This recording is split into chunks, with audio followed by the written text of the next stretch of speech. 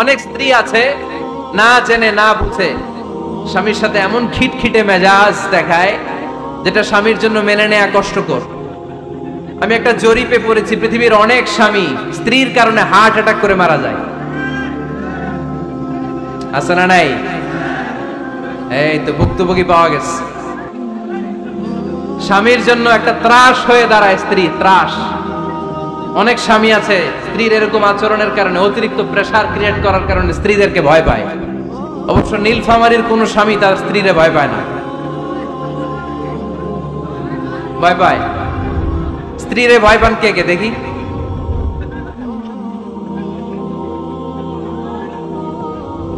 ভয় পান আপনারা? ভয় পান? হ্যাঁ, এক অফিসের বড় সাহেব তার স্ত্রীরে খুব ভয় পায়, প্রচন্ড ভয় পায়। তো সে মনে মনে ভাবলো, দেখি আমার অফিসের যারা স্টাফ আছে, ম্যানেজাররা আছে, এরা কতটুকু ভয় পায়, এরা ভয় পায় কিনা। তো একদিন সকালবেলা অফিসের সব স্টাফ গুলোর একসাথে দাঁড় করায় বলতেছে, এই আপনারা যারা যারা আপনাদের স্ত্রীদেরকে ভয় পান তারা ডান দিকে যান, আর যারা স্ত্রীকে ভয় পান না এরা বাম দিকে যান। অফিসের সব কর্মচারী ডান দিকে চলে গেছে, সবাই ভয় পায়, একজন শুধু বাম দিকে। বাম দিকে কয়জন ভয় পায় না, আর যারা ভয় পায় এরা ডান দিকে, ডান দিকে সবাই। তো বড় সাহেব ভাবছে, আলহামদুলিল্লাহ আমার অফিসে একজন হইলেও বীর পুরুষ আছে। তো বীর পুরুষের কাছে যেয়ে বলে, ঘটনা কি, আপনি মোটেও ভয় পান না?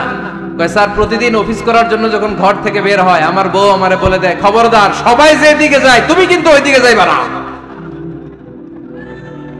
সবাই যেদিকে যায় তুমি ওইদিকে গেলে খবর আছে। বড় সাহেবকে খবরদার, এটা তো আরো ডরায়,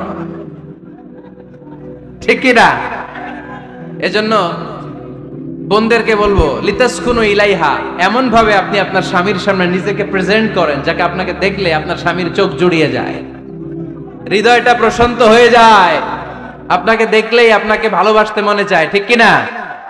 এজন্য রব্বুল আলামিন বলেন, আমি নারীদেরকে তৈরি করেছি লিতাসকুনু ইলাইহা, যেন পুরুষেরা স্ত্রীদের সংস্পর্শ যখন পায় পুরুষদের হৃদয়টারে প্রশান্ত করে দেয় কে? রব্বুল আলামিন বলেছেন, খাদিজার জন্য জান্নাতে আমি এমন একটা ঘর বানিয়েছি যেই ঘরের মধ্যে কোনো বিশৃঙ্খলা নাই। খাদিজার জন্য জান্নাতে এমন একটা প্রাসাদ আমি বানিয়েছি যেই প্রাসাদের মধ্যে কোনো আওয়াজ নাই, কোনো কোলাহল নাই, কোনো বিশৃঙ্খলা নাই। কারণ খাদিজা আমার নবীকে এমন একটা ঘর উপহার দিয়েছে যেই ঘরের মধ্যে কোনো বিশৃঙ্খলা ছিল না, আওয়াজও ছিল না। পড়েন সুবহানাল্লাহ। আল্লাহ রাসূল যখন সারাদিন কাফেরদের মাঝে কোরআনের দাওয়াত দিতেন, কোলাহল মারামারি জীবনের ঝুঁকি নিয়ে মক্কার কুরাইশদের মাঝে যখন দাওয়াত দিতেন, সব বিশৃঙ্খলা ঝামেলা গোলমাল শেষ করে রাতের বেলায় যখন খাদিজার ঘরে বিশ্বনবী ঢুকতেন, বিশ্বনবীর হৃদয়টারে প্রশান্ত করে দিত কে? আম্মাজান খাদিজা বিশ্বনবী সাল্লাল্লাহু আলাইহি ওয়াসাল্লামের জন্য এমন ঘর উপহার দিয়েছেন যেই ঘরে বিশ্বনবী আসলে বিশ্বনবীর হৃদয়টা ঠান্ডা হয়ে যেত। সুবহানাল্লাহ পড়েন।